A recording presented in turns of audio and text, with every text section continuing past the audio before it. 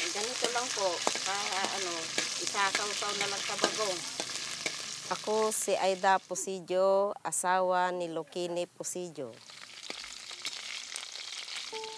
Kumakain ako noon ng hilaw na silam, pero nagkaroon ako ng allergic, nagtubo ng mga makati dito sa katawan ko.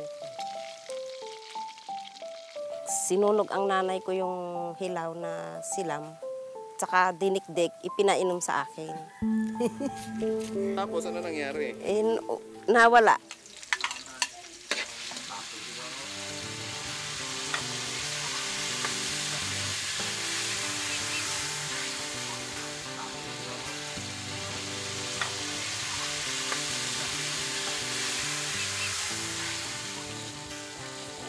Ang palengke dito, medyo malayo. Mga 30 minutes siguro, takbuhin ng motor.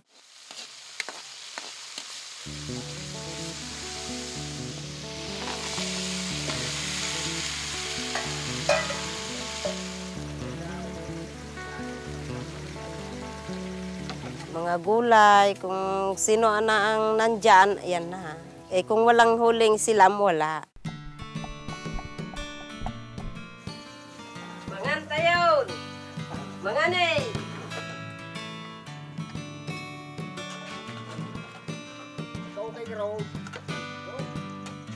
Maraming barangay dito na kumakain din ng silam.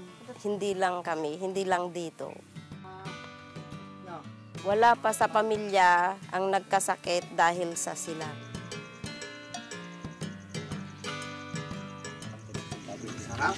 Sarap yan. Makita nyo nga yun, no? Silam, hindi ko makita eh. Ayan, silam. Ano lasa? Wala na kayo. Malinamnam po. Yung anak mo, talaga kumakain ng ganito. Oo, sir. Pag may ulam kami, inuulam din niya. Yung anak ko, 3 taon na ngayon, nag-umpisa po siyang kumain ng silam nung 2 taon siya. 8 years old po ako nung simula kong kumain ng silam. Pero nang mga 14 years old ako noon, tumigil po ako. Kasi yung barkada ko po, kumain po siya ng hilaw na silam. Eh nagkasakit po siya, nag-allergy. Ang kinakain ko na lang ngayon yung luto na, hindi na ako kain ng hilaw. Ano lasa niya? Parang chicharon.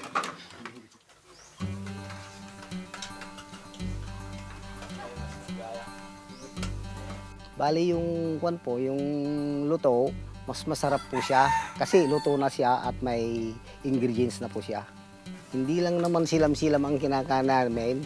Meron pa naman kaming kinakain na halimbawa kung may pera kami, bibili naman po kami ng karne, gano'n, saka isda, ganyan, gulay.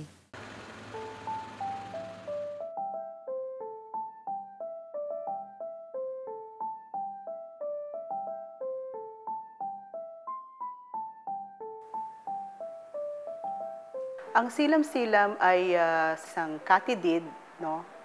Kasama siya ng mga tipaklong. Ang mga taong kumakain ng hilaw na silam, magkakaroon naman sila ng magandang immune system. No? So, ang mga insekto kasi, kung kakainin mo siya, especially yung raw, and even if you cook it, no, mangyayari doon is lalakas ang immune system ng tao kasi mataas ang nutritional values ng insekto. Magiging delikado siguro siya kung nag-spray yan ng pesticides. Tapos maraming makokonsume yung tao nung may pesticide, yun ang pwede nilang ikamatay. So far, wala pa kaming alam na record na kumain ng silam tapos namatay or whatever. Siguro ang pinaka-risk lang dyan is yung allergies.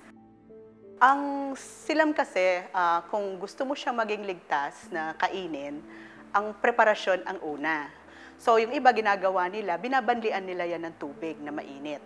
Okay? So, para sumuka yung insekto or matanggal kung ano man mga toxins na nandyan. And then, tinatanggal nila yung mga parte na medyo matitigas na hindi pwedeng makain.